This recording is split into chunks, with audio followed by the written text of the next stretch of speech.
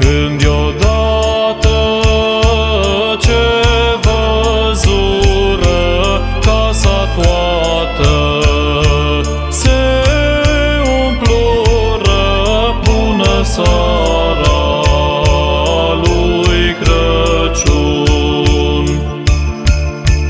De-o lumină lucitoare ca lumina de la soare, bună seara lui Crăciun.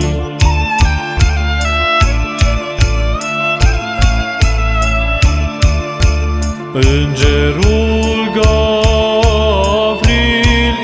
intrase la Sfânta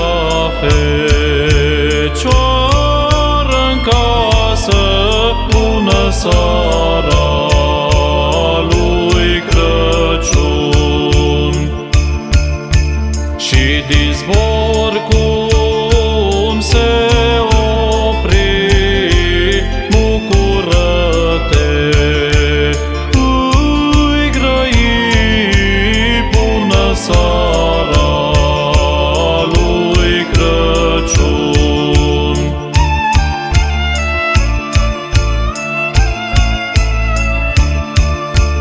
Îngerul i-a zis Marie să n-ai teamă, pace ție, bună seara